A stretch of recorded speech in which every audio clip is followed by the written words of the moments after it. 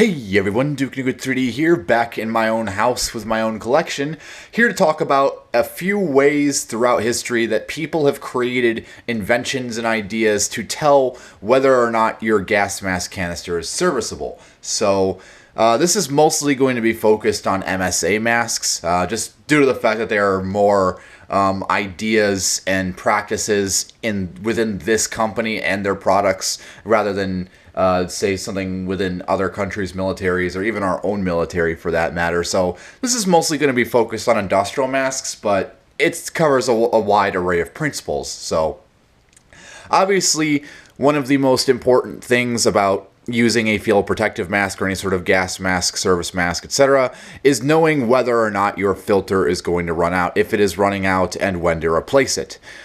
Typically, the means to do this is that most militaries, at least from a military perspective, the typical doctrine is to have a record book of some sort indicating how long the filter was breathed through, at what concentration of chemical agents, and so on and so forth, etc.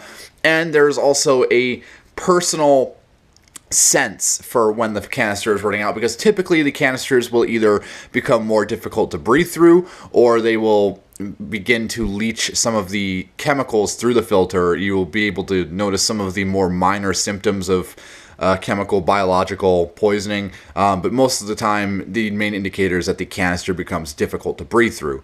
So that being said, a lot of attempts have been made by various companies, in this case we're talking about MSA, that have tried to emulate or predict when the canister life will run out, and we're going to be talking about a few of those methods and principles here today.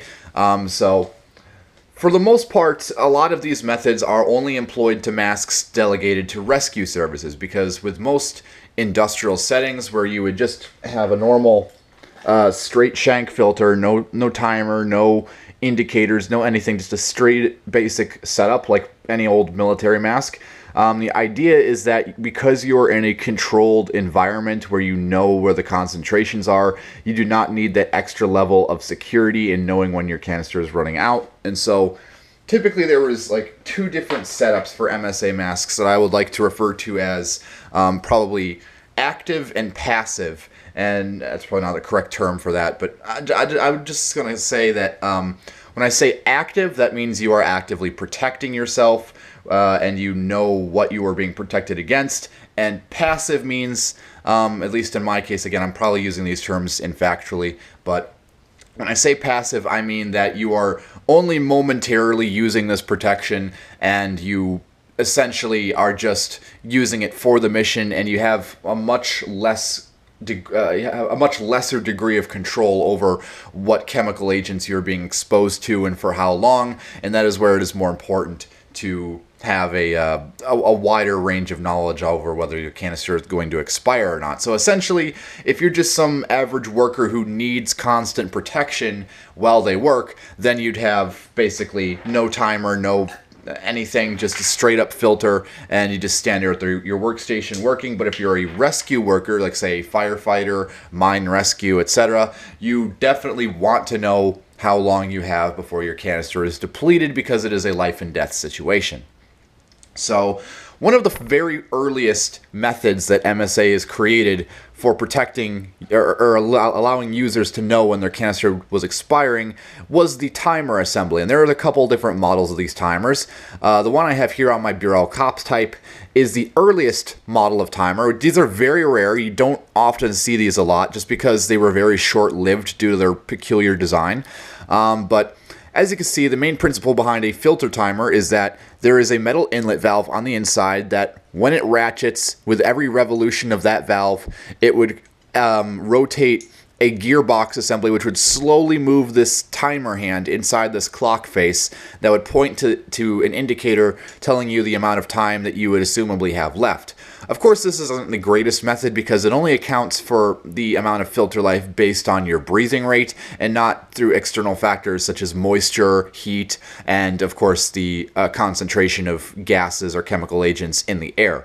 So this is not the best method of determining whether or not you have a suitable amount of filter life, but I assume that these were often given a a conservative amount of time or something of that nature that would account for the possibility of higher or lower chemical agents. So again, I don't know, but these early ones, again, as stated before, are very rare. They are typified by their very boxy, brazed brass sheet metal shape, and they are non-disassemblable. That is probably not a word, but you get what I mean.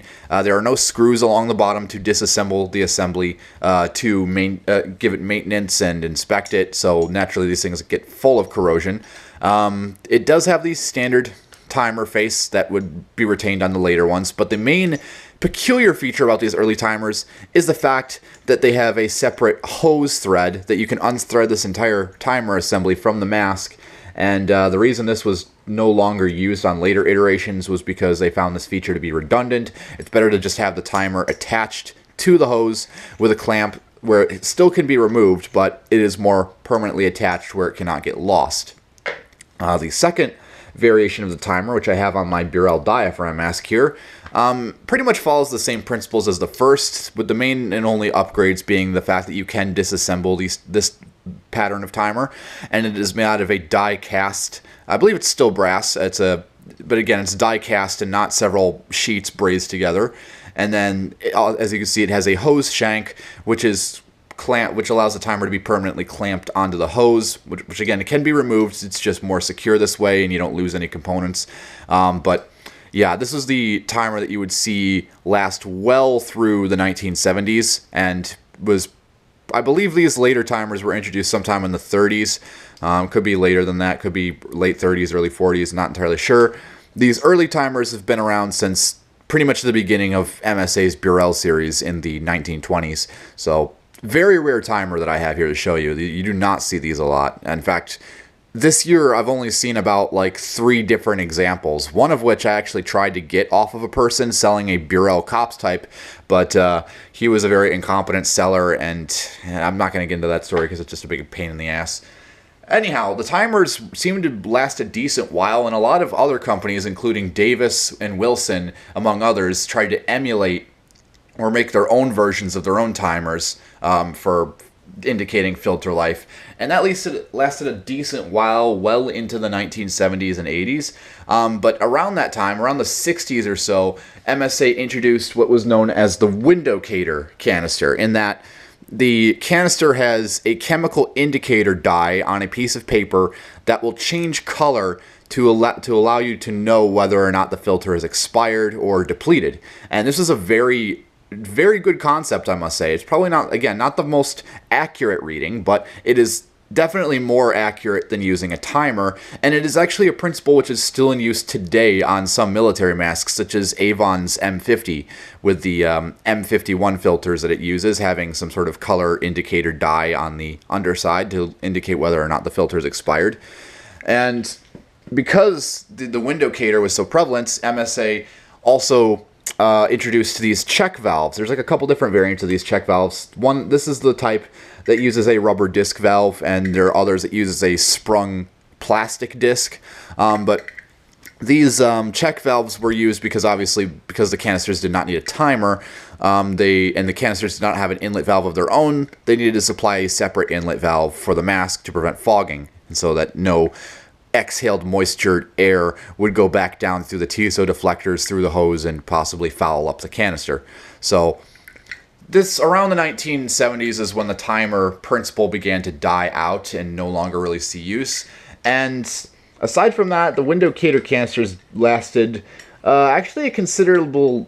They actually didn't last as long as the timers, because really at that point they were just trying to introduce more doctrine to document how long the canisters were used for, and they pretty much made it so that any rescue teams would follow any principles that workers using masks constantly would follow, where they would document how long the mask was used for, and etc. And really at that point, at least in the 80s, the advent of self-contained breathing apparatuses became more common as the canisters switched from being like aluminum or steel to carbon fiber or whatever the hell they make them out of these days, fiberglass or something.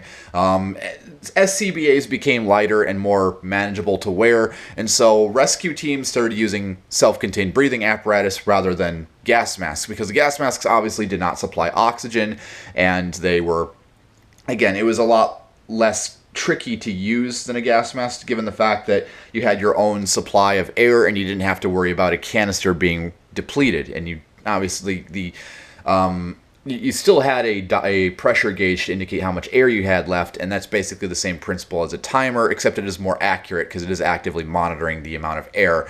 And so overall for rescue teams, SCBAs became the standard norm over gas masks. So that is just a little interesting look at how people have devised ways of methods to indicate whether or not the canister is being depleted and how long the filter life is left. I hope I covered everything. If I missed something, feel free to let me know. That being said, I'm Duke New 3D. Leave any comments, questions, corrections, or concerns down in the comments below, and I'll see you all later.